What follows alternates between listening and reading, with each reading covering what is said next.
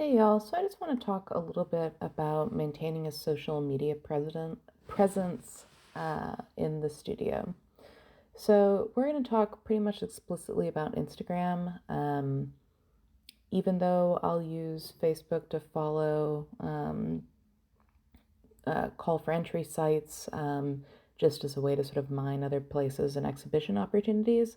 I don't think it's very useful or helpful in terms of a like professional facing uh, social media account just for your studio practice. Um, so just sort of looking at mine because it's the one that we have, and we'll look at some other people's as well.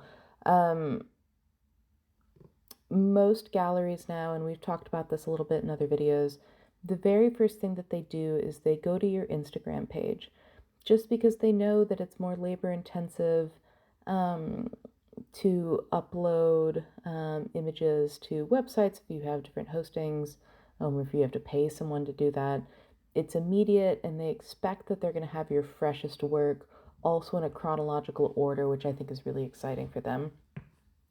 When you're using social media, I highly recommend that you have an account explicitly for your studio practice, that you're very controlled and intentional with. There's there are a lot of artists that have sort of like a shtick or a persona. Um, Feel free to do that. Just make sure it's sort of like within the realm that makes work sort of makes sense for you and the work and what you're doing, and just sort of be consistent. The most important thing are fantastic images. You want everything to look good, to look consistent. You can be a little cheeky, you can be a little fun. It's definitely a more of an informal platform, but making sure that your images are really top notch. Um, there are a lot of artists that have a more sort of like personal persona where they have non art related things on there. Um, you get a little bit of a view into their personal life. That's totally fine. If that's your thing, do your thing. Um, we're just going to look at someone else real quick. Deanna Al Hadid is sort of one of my favorite artists. She's a real sort of famous blue chip art lady. But just again, to see what her work looks like on here, it's all incredibly professional images. She has some of these sort of backstage views into the studio, which I get really excited about as an artist. I like seeing what other people are working on and how they're working. Some personal things, some political things. It doesn't mean that this has to be stodgy. You can absolutely voice your opinions because it's your media and it's your platform. And it sort of gives everyone an idea of who you are. The most important thing, it's just having an active presence, posting work when you're finished with it. But really, the utility for me are these calls for entry. So, open calls for artists, calls for submission, there's a ton of them. You just follow it, it's really passive. You flip through, you find some things, you're just like, oh, that's perfect. And be a good friend and send these to your other art friends. Nothing makes me happier or feel better when I see a call that I think is perfect for someone and their work. And then they get into the show and it feels really good and sort of pay it forward.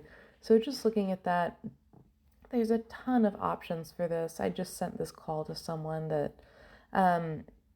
flip through these, pay attention to it. As we talked about previously, not just saving these things in a folder, never to look at them again, but to be really active about it. That you remember and you follow up and you apply for the shows.